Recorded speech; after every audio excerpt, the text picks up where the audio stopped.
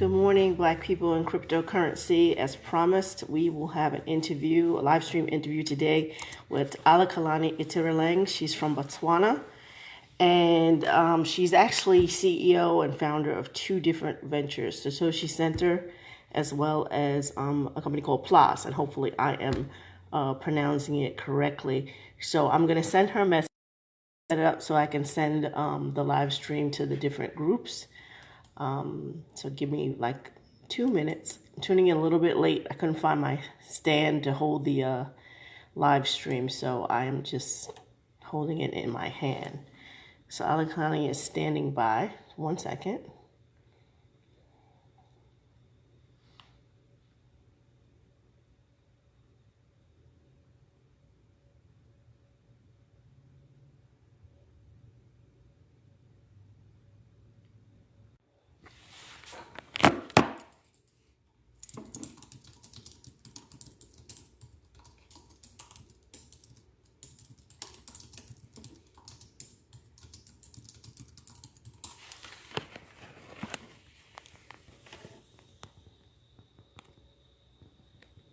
Okay. Got bumped off for half a second. I've just restarted the live stream, so hopefully everyone can see it now. I am just pretty much trying to set up so that the live stream goes to the Black People in Cryptocurrency group as well as on my timeline. Again, if you missed the first few seconds because I had some technical issues, I got bumped off. We're having an interview today with Alakanani Itireleng. She's from Botswana, and she is CEO and founder of two different groups, Satoshi Center, as well as a company called Plaas. And we're going to get to know, what's going on in Botswana, what's going on with her company, how she entered into Bitcoin, and what the significance is of blockchain to Botswana as a nation, what some of the problems that her ventures are trying to solve. So just give me 1 second. She's actually on standby. So I'm going to see if I can request her to join. We did a test yesterday. We didn't have much success, but many people who have seen my videos know that I have a hack. And then my hack is to essentially do a Facebook call. So let's see if I can invite her into the conversation.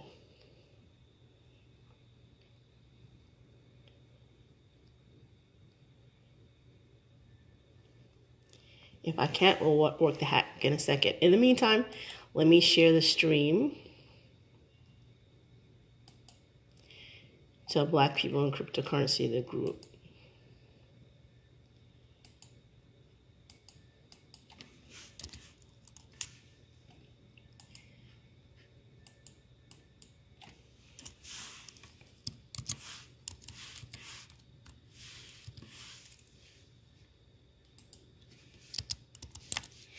Second.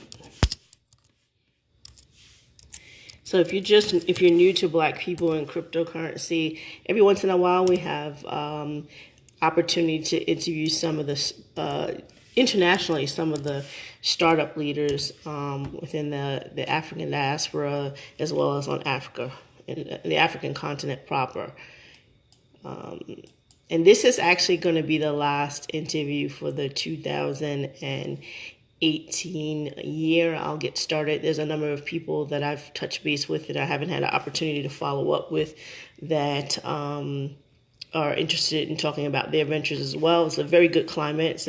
The climate is very much like kind of the dot-com boom of the mid-90s in terms of the number of diverse voices that are trying to problem solve throughout the continent of Africa, as well as Caribbean and the United States. So it's very interesting to meet different people working on different solutions using blockchain in much the same way that people did with the internet in the early 90s.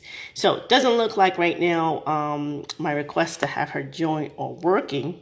So what I'm going to do is I'm just going to call her by Facebook Live, which we have talked about yesterday when we ran our test. So I'm just going to give a phone call. Oh, it helps if my volume is turned up. There.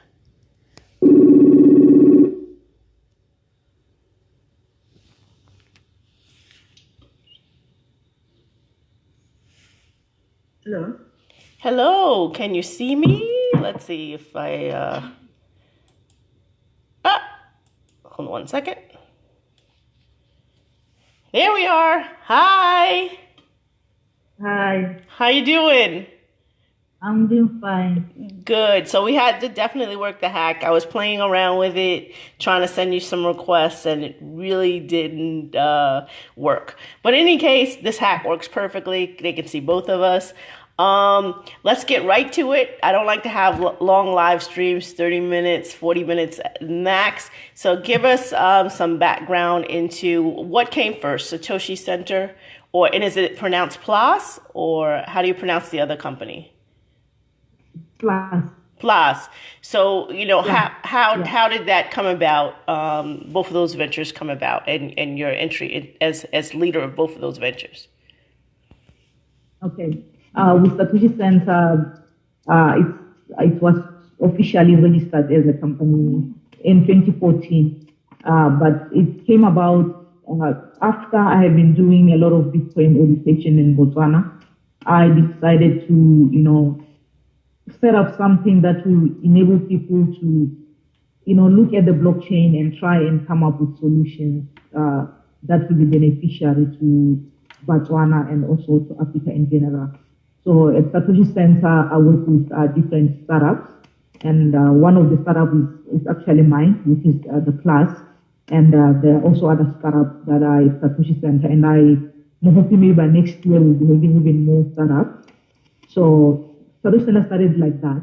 The desire to educate people, and then eventually, the desire to see us now not only understanding what Bitcoin is about or what blockchain is about, but also being hands-on, working to, bring solutions that are coming right out of the heart of Africa. So, Satoshi Center is essentially like an incubator for a blockchain and Yes. Bitcoin startups. And what types of startups are coming out that specifically address what's happening in Botswana? The plus for me is because my husband is very passionate about farming. So, and I looked at some of the problems that we are facing as farmers in Botswana, and one of them is that some farmers tend to lose their cattle because there is no device that we use to track our animals. So we thought, why not come up with a device that can, or a platform that we can connect to a device which will be able to track the animals. That is where the Plus RFID came in. And then we decided not only to concentrate on the RFID, but also to build a database where the farmers will be able to register their animal, the originality of the animal, where the animal is coming from, what kind of vaccines did the animal take, all these things about the details about the animal is put on the blockchain, so that when you go to sell your cow or to an abattoir, what the abattoirs need to simply do is to just scan the RFID, and they're able to tell what kind of meat they are buying. So that was the whole idea. Because of him being a farmer, I know they're telling that other farmers are facing. What he faces when he loses his goat, the other farmers are also facing. So that's one of the things that I was looking at. And there is one that also that I like. It's run by Untrusite. It's called Offense of the World. What they're trying to do is to eliminate the issue of guardians. We find that a lot of offense, they've got a problem. In fact, that they are abused. Some of them, even if they're given money by government or by whoever is giving them help, it ends up not going straight to them. Somebody is in control of what the open is supposed to take. And at the end of the day, the open is suffering. So if they've built a platform where they are able to straight away help the open in what he needs. If the open needs school fees, let the money go straight to the school so that the kid's school fees is paid. If the kid needs money for clothes, let the money go straight to the shop, and then the kid goes there to get his clothes. So that then at the end of the day, the offense, don't look like offense. We always need offense that really look like offense. Just because somebody is actually abusing what the offense has been given by the government or by the people that are giving them donations. So that's one of the platforms that I really like at the center. And Yeah. Okay, so That's one. so your venture and that other venture, essentially with yours, you're really trying to keep track of just the cattle using RFID technology and making sure that everybody's accountable. They say that they have, the cattle they had transfers, ownerships or whatever, and everything is on the up and up. So it's kind of, eliminating any idea of fraud that may occur. And the same thing with the other venture that you mentioned, in just a different capacity in terms of donations to helping schools and children or whatever that. And we have that here in the United States too. I mean, we have the situation where, certain legalities, you can have fundraisers and only 10% of what is raised actually goes to the benefactors of whatever that you're raising for. By law, it only needs to be about 10%. So, you have people raising, millions upon millions of dollars, but and they're pitching, this for this benefit. But, if you only have to give 10%, everyone else has very lush salaries and everything like that. And it doesn't really benefit the capacity that could benefit. So what stage is Plaas at right now? What in terms of being able to implement the technology to track the cattle and other parts of agriculture, or is it just in more of a concept phase? No, already it has a working model, not the RFID, but you can be able to put up your cattle and your cow will be given a unique identification on our platform. I will say if you the link to enter into the system, so we will be able to see what is inside the Plaas system. You can log in into Plaas distribution platform, and then inside there you will see how you put up your animal, with the pictures and how the animal is given a unique identifier, kind of a that wallet address for your Bitcoin or the Ethereum. It works like that. It's unique like that. You get it like that. And also inside, one of the things that is ready in the platform is the marketplace, where the farmers are able to connect and share ideas and share what they want, what they are selling, so that they can be able to trade among themselves without borders. So that is part of the part of the trade that is finished. That is where the farmer can put his animals, his chicken or whatever in the system, into the marketplace. And we have a company that is helping us now to connect the RFID to the whole system so it can become complete. And in April next year, that's when the platform will be fully launching to the public. And but at the moment, we can give you access so that you can see what is inside the back end, what you can see inside, you can be able to see that. Okay, so in many ways, like the way people are discussing how blockchain can solve land rights and land-based issues, you can do this also with livestock as well. And so the true owners of a particular, we know that this person has transferred the value of this chicken or this cow to this person because they were already registered as owners of this, that, and the other thing. So you have different farmers being able to interact and essentially, kind of avoid some of the abuses by intermediaries, which is, kind of like a basic function. There's always that issue of somebody can sell you a cow that doesn't. They save your cow don't have, right? Yeah. With our platform, we cannot do that. We cannot sell a cow that is already sold. Right. So that's one of the things that we have. Yeah, I saw I think it was just today that something that you were having an airdrop. I mean, how is the currency part of Plaas being used within the system? Yeah, so what I decided to do so that we can have a lot of different payments and airdrop, whereby we give networks to the system, and also we have given certain organizations to give to their members. Like we are giving the Africa Blockchain Alliance to give to all the Africa Blockchain Alliance members who are in Africa, so they can give them the airdrop. And then we have the Genesis Block Africa, who are also going to receive the airdrop so that they can share with their African members.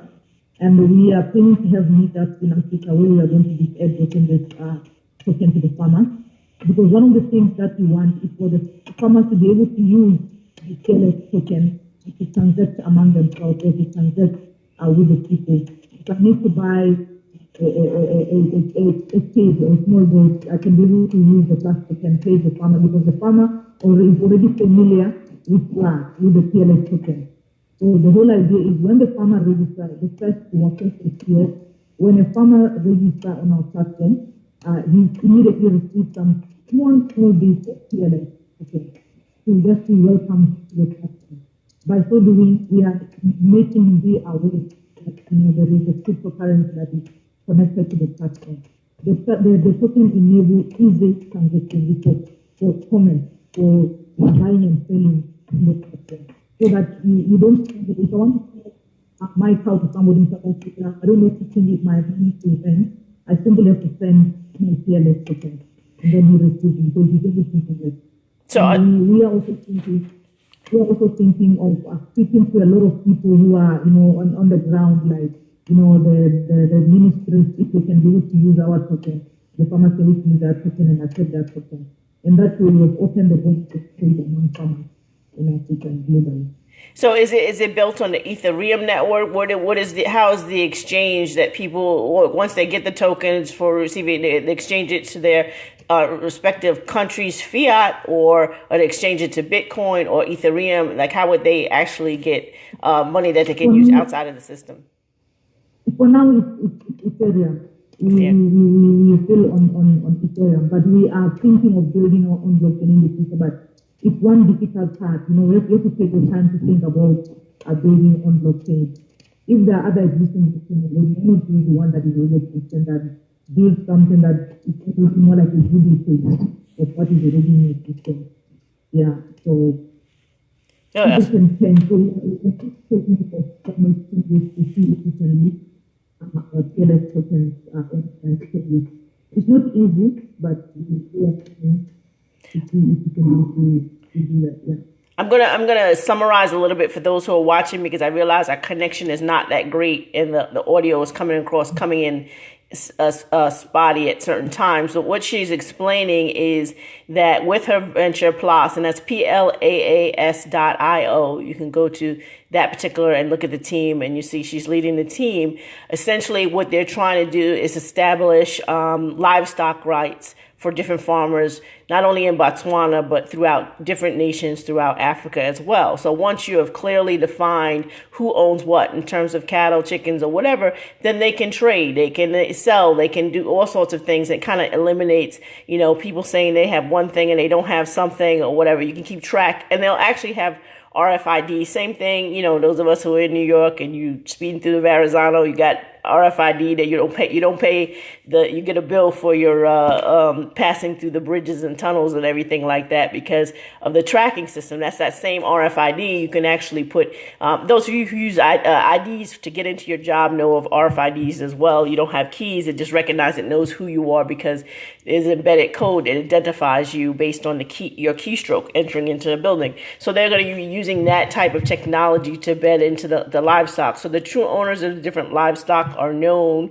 and then they can use the Plaas token, which is built on the Ethereum network, to be able, if they want to sell livestock or trade livestock, whatever they want to trade, they'll be able to do, and the rightful owners will be able to switch from one person and be recognized by the Plaas system as well. So, those of you who are kind of new to blockchain and you only know it from the context of Bitcoin and created cryptocurrency, that, even Walmart is looking into supply chain issues. It's not always used to, in terms of exchanging money, but essentially in verifying that what exists really is from beginning to end really is what it says it's supposed to be. So calf is born, it's a bit of a chip. We know that calf belongs to this person, and we know the age. Every type of data that you want to put into that RFID is identifiable, and if the ownership is transferred,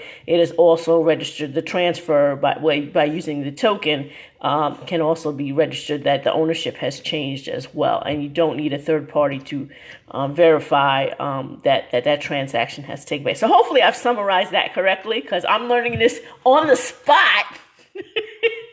On the spot as I'm talking to her, because I don't do a lot of pre-conversation, so this is educational for me as well.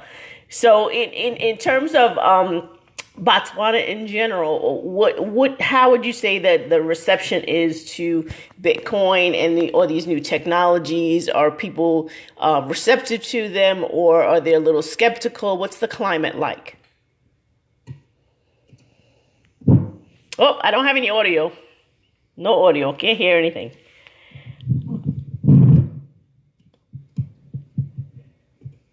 No. Something disconnected. I can hear, it's funny, I can hear your keystrokes, but I can't hear the audio. Like I can hear like, So that's, can you hear me? yes, I can hear you. Okay. Okay.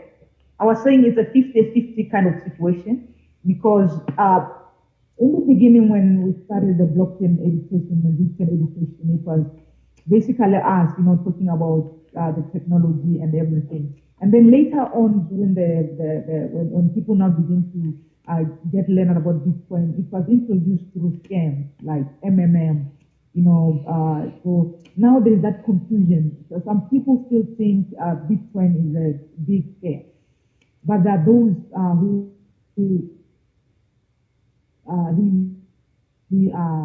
thing like the people that brought the big club in Botswana, they've tried to make some people understand the Bitcoin because they also teach people about what Bitcoin is. That's one thing I can appreciate about them. They also teach people about what Bitcoin is. So we have that problem, 50-50. Those who are only for Bitcoin and nothing else, because for them, Bitcoin is money and Bitcoin is going to make them very, very rich. And when you talk about solutions and how Bitcoin enabled all these things to be possible in terms of the solution that you're talking about, the blockchain, I don't want to hear nothing about it. They only want to know how Bitcoin works. So you have the people, then you have the big people that are looking for solutions that come to meet up. They want to know more about what kind of changes are happening in terms of the blockchain technology. So it's a 50-50. Yeah, our audio is going in and out, but I mean, 50-50 is awfully high. I don't even think it's 50-50 in the United States. It feels like maybe I'll say 25 or 85 or 90-10. Okay, all right. That sounds about right. 90-10 because you have maybe 90 on those that are saying a Bitcoin for investment. Hi. So we have it's probably about the same thing. I think most people are interested in the speculative aspect of it, that they're only looking at a point of, well, I need to buy some because I'm going to make money. Whereas other people are looking at it in terms of, okay, what does the technology solve and what kind of business can I build around the technology? Yeah. And that's kind of like a lot of the focus of the interviews that I've had with different people is that, it's a possibility that the money will come, but there is a practical solution to blockchain, whether using Bitcoin directly or any of the other blockchain-based cryptocurrencies to solve problems. And then it seems like that's what you've launched with Plaas. And we also know for a fact that, in terms of Black women, we are the minority in terms of starting companies. So as soon as I always find, when I met you at the conference, I was like, oh yeah, she's on my list. As we're running through the list of different people that I talked to for about 10 or 15 minutes. And I just started using Instagram. I haven't really used it that much, but I put up on Instagram that I thought one of your hidden talents was definitely doing what I do, interviewing, because the reason why I sat and I listened to you interviewed Jeff Garsick, you interviewed Joel Braithwaite, you interviewed me, you interviewed Jamari Peterson, and the different angles and questions you came up with on the spot. Like most people can't do that tremendously. So I think it's like a hidden talent, that not everybody has, that they can just sit there and, okay, what do you do? So I was like, okay, ready to roll. And then you come out and spit out a question. Because even the question you had for me was not, I mean, I was really expecting, what was it like to be a woman? Something softball, but it was like, what is your takeaway of the whole, I was like, holy, I feel like I should draw a Venn diagram before I answer this question, but it's like a hidden talent, a way you're able to tune into what different people, because there was a CEO there, Jeff, and then you had an attorney, and then Jamari as an economist. We weren't even in the same category of people, and I'm more media focused. So you're able to attune to different people's backgrounds and figure out, what's a critical question to ask them that revolves to blockchain. So that was just my aside of what you're doing. So, but I definitely wanted to know more of what was going on in Botswana. There was also something else that came up out of that conference that I don't know if you can speak on, but one of the things that was voiced by different people was that on the African continent, there were a number of blockchain conferences and events throughout the conference, but when it came time for Black-run companies to actually receive VC funding or any type of funding, that was not transparent. It was transparent whatsoever. In fact, it was actually going from white investors to white companies doing business in Africa. Has any of that climate changed since September, or are you seeing any differences, or it's just kind of the same old, same old? I still think it's kind of hard. I still think it's kind of hard, for people of color maybe to believe in what we are trying to do. So you find that the same idea or whatever idea that you're doing, somebody somewhere they get funding, and you still struggle to get funding for your project. Even if you are doing an actual thing, you are actually doing a project that can be sustainable, that can really change the life of people and stuff. It's so hard to get funding. There was a time that I put up Plaas to do an IPO, not because I liked an IPO. I need a friend of an IPO. But at that moment for me, I was like, I need help. I need somebody to help us to be able to build it. And I needed the funds and no funds coming, and I said,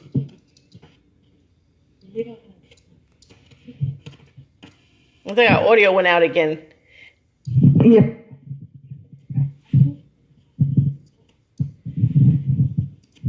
And then I decided, no, I'm not going to do it. The reason why I wanted to do an ISO was I felt like I needed help to be able to push the project, to do the project. You cannot run a company without any startup capital, which is what I'm doing with Plaas. I'm still running it without any startup capital.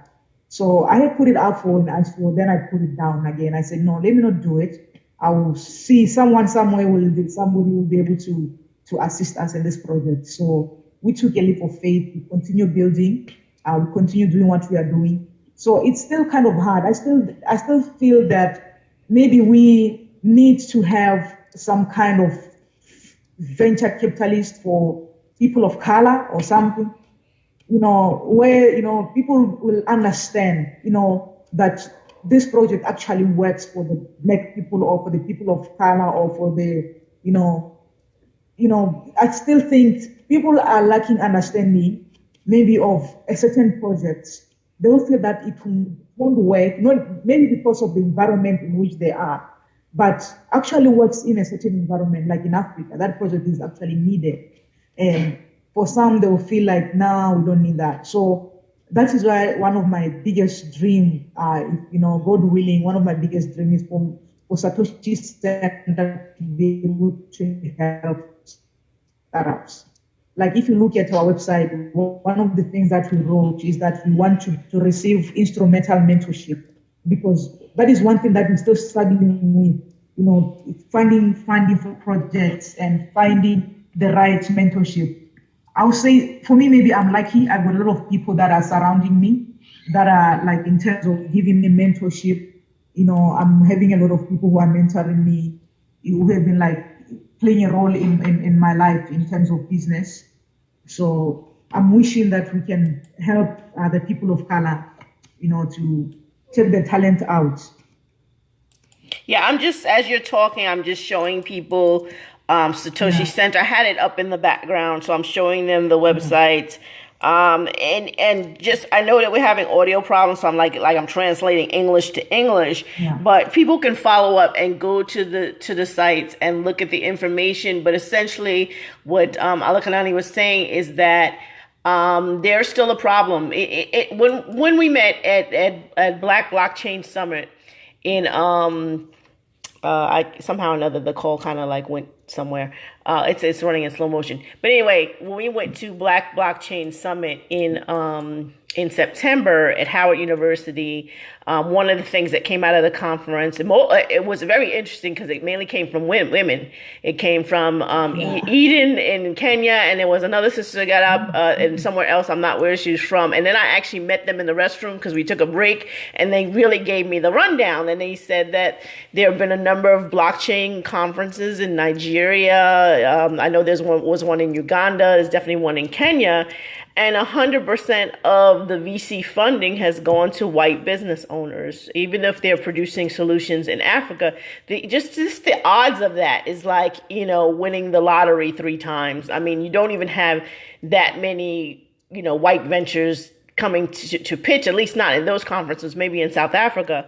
But if you're having things that are predominated by, indigenous Africans, and you're not getting the VC funding because the billions with a B, and that was what was explained to me, billions of dollars are being passed from, white VC investors nationwide into, even in Nigeria, white companies. I mean, that does not benefit indigenous venture owners in terms of their progress. So we have a few more minutes. I know a bunch of people are on the live stream, but if anybody has any questions, you can definitely shoot them now. Are there any last words, Alakanani, that you would want us in the diaspora to know, or how we can facilitate you, or even how somebody can reach out to you? Can you hear me?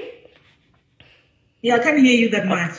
Yeah, this call is going back and forth, but I wanted to know if there was any last words that you would want, is any way that anybody can facilitate you or help you with your project, and how can they reach you?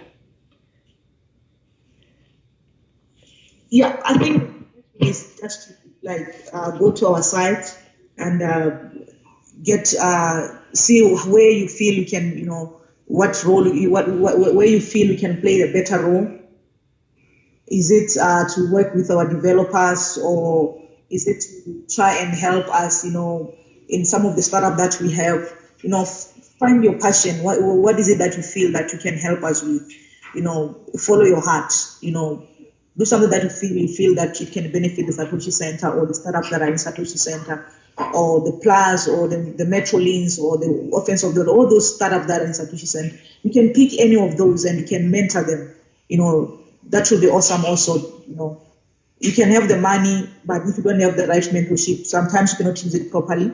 So if you are giving them the funding and also the mentorship, that is okay, or whatever that you feel, I would say, that is in your heart. We got our email, inquire at Satoshi Center. Are you still there? I think I lost the video. There's a call that keeps coming in. I'm trying to cut it. Yeah. So we've got an email, inquiries@satoshicenter.tech. So you can use that email if you want to talk about Satoshi Center. And if you want to talk about Plaas, we've got info@plaas.io. Then you can send email them. Okay. To speak with you. All right. Well, thanks a lot for your time, Alakanani. I wish the connection was better, but I'd rather have some information than no information. Just a brief summary of what she spoke about was Satoshi Center, which she provided the URL for, and I'll go back to the video stream and add it as well as Plaas, the actual venture that she started up to aid livestock owners in Botswana and actually other countries, so they can actually trade their livestock and have it tracked and the owners to be verified. So definitely, if you're interested in reaching out to her, go to Plaas or Satoshi Center and find out ways that we can, improve and help other ventures that are launching in Botswana as well.